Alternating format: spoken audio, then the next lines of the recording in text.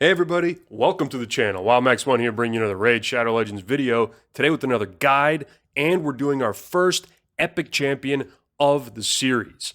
Very excited for this one because he's my favorite epic in the game. I am of course talking about the A1 monster, Fenax. I'm going to show you how to build this guy, we're going to go over his skills, and finally we're going to do an arena and Hydra showcase to show you how much damage this guy can do. Let's get into it. So Fenax is one of the OG champs in Raid Shadow Legends. And as you can see from looking at his bar over there, he doesn't really have a whole lot of abilities to work with. Missing an aura.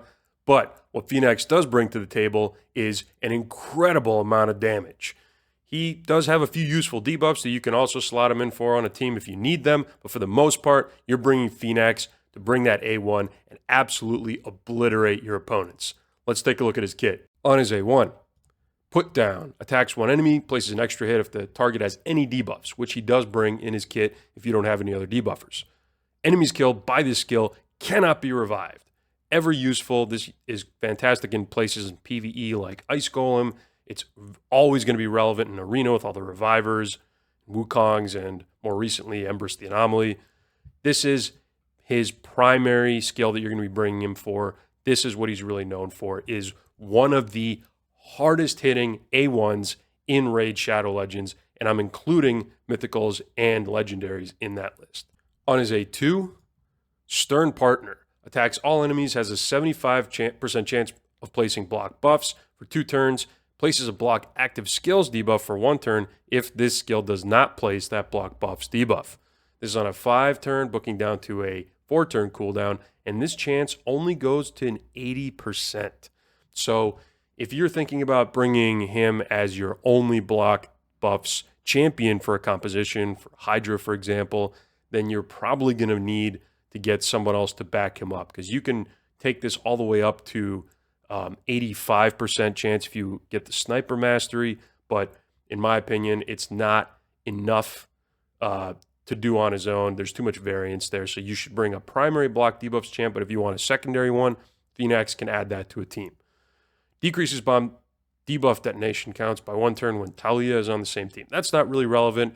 I have not seen a lot of compositions where these two are run together. If you know differently, let me know down in the comments. But for the most part, this is just a nice way of placing some disruption on the enemy, and it deals a decent amount of damage. But again, really, his focus is that amazing A1. Finally, on his A3, So Feebleness, attacks one enemy, has a 60% chance of putting the big decreased defense and 30% decreased speed debuff for 2 turns on 1 target, 6-turn cooldown, booking down to a 4-turn cooldown, and this only books up to a 75% chance. Again, not hitting that 100% that you'd really like to see, but he does bring debuffs in his A3 and his A2 in order to empower his A1. And again, that's really what this champ is all about, as we're going to see today. For total stats, we're looking at just under 14k HP, which is fine for an epic damage dealer. Just over 1450 attack, that's good. Under 1000 defense, you'd like to see 1000, but this is okay.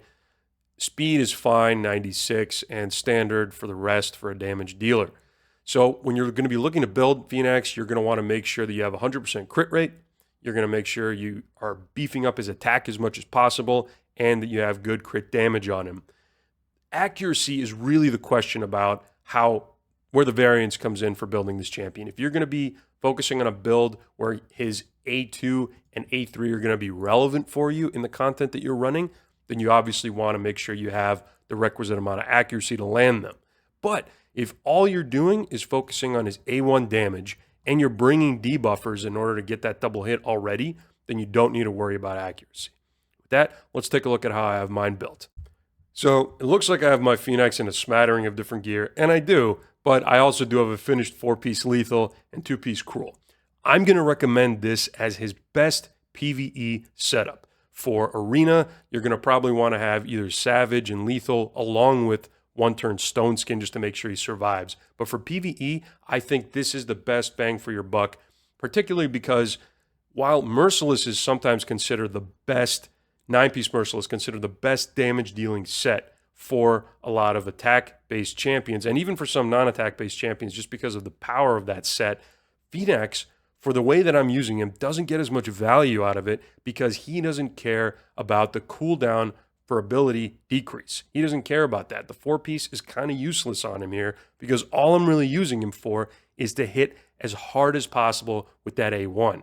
So you're better off, unless you're swimming in Merciless gear, to put that on another champion and just put him in Cruel and Lethal where he uses all the full benefit of the set bonus. And if you don't have Merciless or Lethal gear and all you're getting is maybe Cruel gear from the clan boss, from the Demon Lord, then you can just put him in 6-piece Cruel and he's going to be doing great from it. He really likes a lot of attack, so that bonus attack 15% is going to benefit him quite a bit. If you don't have any of that and all you're working is with something like Perception, then obviously you can still include him in that, and then the added accuracy from that set will benefit as A2 and A3 if you're going to be using them in the content that you're running him in. For my total stats, we're looking at 44k HP, 6.8k attack, just under 3k defense, 275 speed, crit capped, 316 crit damage, and the rest is irrelevant for what I'm using him for. Now, I realize these are not the most accessible stats for everybody. This is a fully awakened and fully empowered Fenax. If you're missing faction guardians or affinity bonuses, that can also affect this. But just getting him crit capped with decent speed for the content you're running, good attack and crit damage, and you will see what he can do for you. He will perform. And with that, let's go take a look at what relic I have on him. So the relic I'm using on my Fenax is a Cat's Gaze. This is going to be good in PvP and in PvE game modes. That ignore enemy defense percent chance is going to be relevant pretty much everywhere, and he doesn't have very high HP totals, as you just saw. If you don't have a Cat's Gaze, this is a more premium option, then you can obviously go with something like a Malefic Talon, or if you are absolutely loaded on relics and you don't know what to do with them or who to put them on, then obviously you can put all of the top damage dealing relics on Fenax. You can put your Storm Collars, your Gore Crescents. This especially is going to be really good on him in PvP because of that 20% extra damage after he kills somebody with his A1. I can only imagine how hard that's going to smack. Any of those are going to be good. But again, if you're missing all of that and you just have some Malefic Talons lying around, he enjoys all of these stats, and the extra damage proc is always going to be relevant. In terms of blessings on Fenax, there's actually quite a few good options for him at all different awakening stages. At 6-star awakening, there is no better blessing on him than Crushing Rend. This is going to be your go-to as soon as you get him 6-star ascended, absolutely without a question, PvE or PvP. If you don't have 6-star Crushing Rend on him, what can you use? So you absolutely can use Heaven Cast if you have a lot of buffers on your teams. He is going to benefit from this greatly, just that flat extra percent damage. But it's all going to be about the team, right? If you have a team that has a lot of buff extenders and buff placers, this is going to be really good anywhere below 6-star ascension on him. If you're using him for Fire Knight for some reason, or you just want to have an extra damage proc on him, Phantom Touch is going to be something you can throw on him. But another one to consider, especially if you are building him in accuracy and you are going to be having him be, used in Hydra content or something like that, where he's going to be applying a lot of debuffs, Nature's Wrath actually also provides that flat percent increase to damage, which is really, really good. And you're kind of going to have to decide between Nature's Wrath and Heaven Cast for below 6-star ascension. For the most part, if you're running him in like a Hydra clan boss. Both of these are really good, but in my opinion, and it's probably not at close, 6-star, you're definitely going Crushing Rend. And finally, to round it out, let's go to his Masteries. All right, I'm going to move myself here. Okay. We obviously want to go with Helm Smasher. We want to make sure we're stacking as much ignore percent defense as possible on this Fenax. If you don't have a lot of ignore percent defense gear and you're kind of more early game, then I would probably recommend going War Master on him. But in my opinion, you're going to see that A1 really smack once you have Helm Smasher and some other ignore percent defense gear. I went down and I picked up Shield Breaker because I do want to use him in PvP. I like Life Drinker on him because I think that he can heal himself right back up after 1A1, assuming he gets a little bit low, and he is he does tend to get a little bit low in PvP. Cycle of Violence is actually something that I can probably consider taking off of him, again, because we don't care about as much random skill cooldowns because we're not using those as much. So this is probably something that I would end up changing maybe to a Wrath of the Slain or something like that. For my secondary tree, I went with defense. Wanted to pick up improved parry, get him a little bit more tanky, delay death for the same reason, and then retribution, going to give me more counterattacks with him if he loses some HP, which is really good. Another one I was considering of going for is actually deterrence, but I would have to drop kill streak, and I guess that's something you can decide between yourself. Kill streak and deterrence are two that you can switch between. I absolutely would not take off Methodical. This is going to be buffing his A1. This is bread and butter for him. You should definitely be taking Methodical no matter what gear setup you're going for. And then if you don't want to go with a secondary defense tree, you can, of course, go down in support, pick up a little bit of extra accuracy and pinpoint accuracy, charged focus, and swarm smiter, and then maybe go down even and pick up sniper if you're looking to make sure that he tries to land that block buffs. So now let's take a look at what he can do in Arena. All right, so we're going to be going right into Classic Arena, Gold 5, first team we see. The team that I built around Fenax, in this case, has a speed booster with an attack boost, and we have Ancora there to keep all the nasty crowd control off of him, and then UDK, just in case their team does smack, hopefully keep him alive. So I'm just going to let this play out on auto, and we're really going to see what that A1 can do.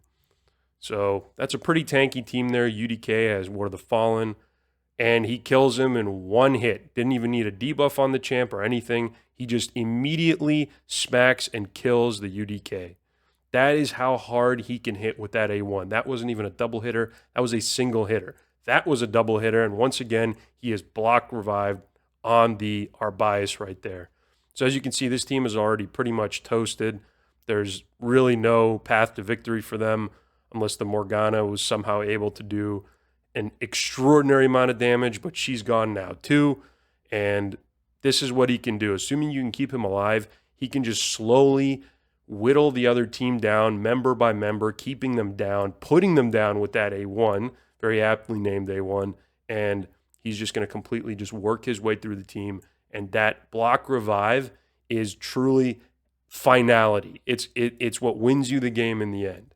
All right, moving right along, we're going to go against this team. So we have a Wukong there, very annoying reviver. We've got another reviver, and if the Siegfried gets this second form, he also revives. So let's do this one on manual and just see what we can do with this, with our composition against theirs. All right, so we're going to boost up. We're going to get to Fenax here in a moment. All right, now I want to just take out this Wukong. I don't want to see him again for the match. Gone. 180k one hit on that. All right, now we have him getting killed by the opposing Siegfried. So we're going to have to make sure that he can survive and get him revived again. All right, he is now back. We wanted to make sure that he didn't knock out one of the champs with that ability because it would have wiped the rest. Okay, now we have debuffs on them. Now we're going to knock out their Arbiter, double hitter, gone. We're going to push back the turn meter on this Siegfried. And then this is going to be where it's kind of dicey. All right, let's do that again. Get the heals out. Now we're going to take out the... Actually, you know what? We're going to do this. Block buffs. We want to make sure that passive is already procced. We're going to keep going here. Leave the Madame Ceres alive. Keep the heals going. And now we have Fenax back. We're going to push back this turn meter. Fenax is going to put down Siegfried, and there we go. Match over.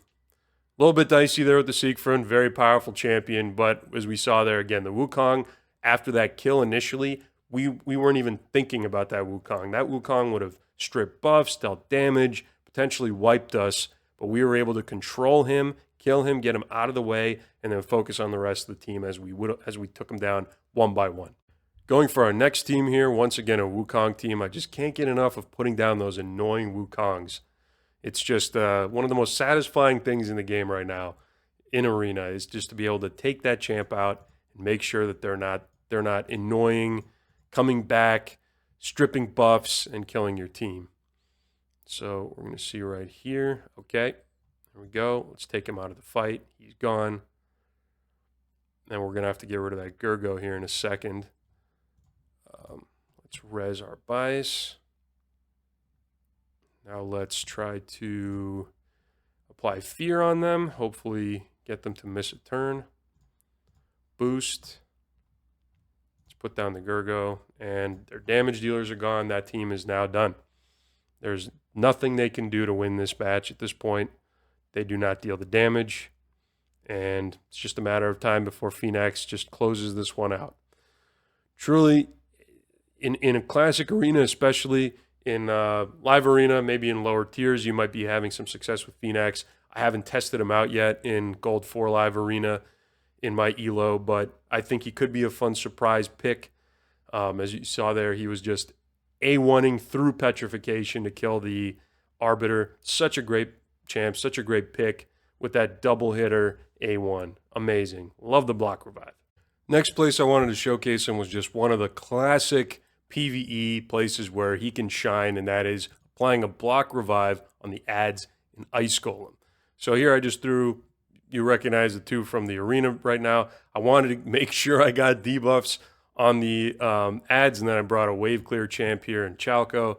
So we're just going to go through here, make sure we knock all these guys out, and then move it along. But yeah, really what I want to show is how effective he is at just being able to put down those ads. If you're trying to progress through Ice Golem, or you're trying to work your way through hard or whatever it might be, then you will see right now it becomes so much easier once you get those ads out of the way.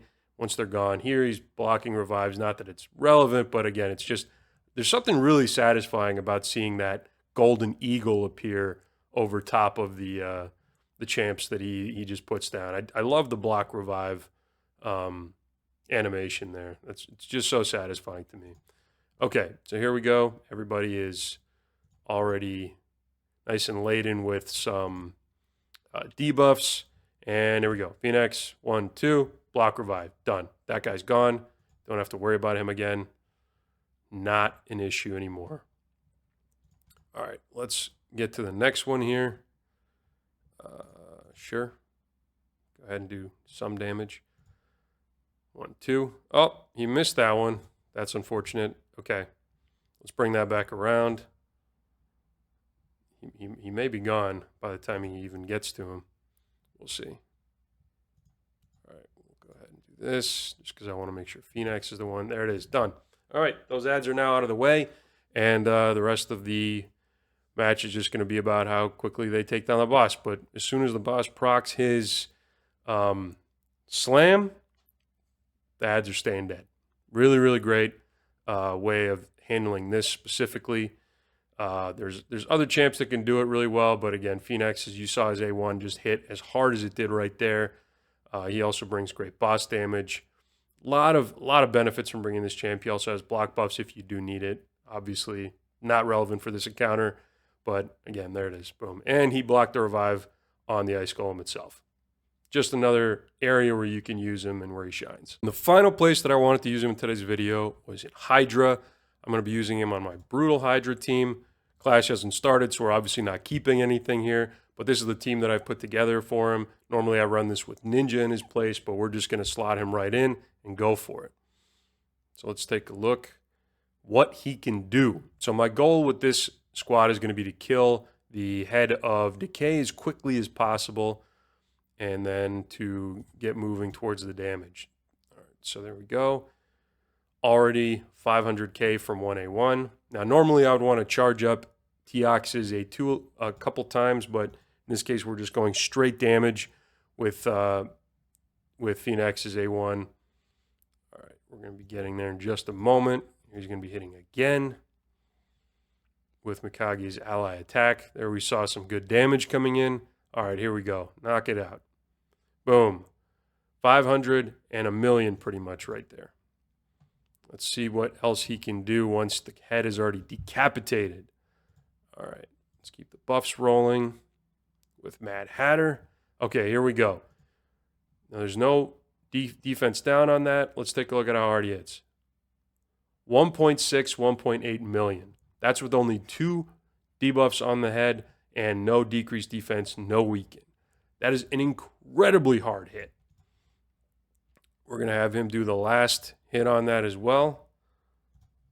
One more.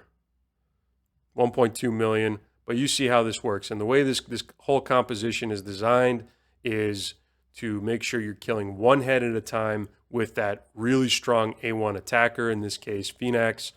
So now we're going to start working on the Head of Wrath here. And once again, going in with the empowered ally attack. 1 million there from that A1. And if you can do a good job at controlling the heads through these kind of auto attacks and by killing a priority head, that's what this whole composition is based around. So you make sure to set one up, then you get the debuffs on that head, and then you hit them as hard as possible. 1 million, 1.4 million. Again, no debuffs on this head, just going to hit and completely take it out. That was like 3 million damage. So 5 turn count in, we're already at 23 million damage here. Next, we're going to be going for, what is this? Head of Suffering. That's right. Weak hits, both. Unfortunate. All right. I may pivot to the Head of Torment here in a moment once I get a Veil on my Fenax. But for now, we're going to continue working on the Head of Suffering. Hopefully no weak hits this time. Both weak hits again. That is really unfortunate. All right, let's go here. All right, we had one good hit in there. Put him down. Boom. And through the hex damage, he was also able to put down the Head of Mischief there. All right, now let's hope that he doesn't weak hit on the exposed necks. Okay, slow them down so that they stay around for a while we get some debuffs on them. Let's go. Ally attack. Come on, Fenax. Big hits. Another double weak hit. Really unfortunate there. Not the best affinities here for him, but 800k there. This is a particularly tanky head, so this one would be really good for having decreased defense on it. But there you go. 3.4 million from that A1. You get the point. This is basically how this composition works. He is somebody that you can slot in on a Nightmare team or on a Brutal team or whatever, and he's going to be dealing massive damage with that A1. Really good Hydra damage dealer. Again, we're not keeping this one because Clash hasn't begun yet, but we're going to end battle, and we're going to see that Fenax was absolutely carrying this one with 27 million almost. Fenax or Teox as a support there, and Fenax was going to be. I mean, this was going to be a pretty high total here. If you're interested in a full showcase where I manual that run and post the results, let me know down in the comments below. But for now, we were just showing what his A1 can do in Hydra. So there you have it, everybody. Fenax, one of the best A1 damage dealers in the game, a true OG of Raid, fantastic in Arena, Ice Golem, Hydra, and all areas of the game, really. He is an amazing champion. I urge you to build him if you have him laying around somewhere. Put him in some of your best attack gear and watch what he can do. If today's guide was helpful for you, please let me know down in the comments below if there's any other champs you'd like to see. Thank you for watching the video. Thank you for your time. Have a great day, and I'll catch you in the next one.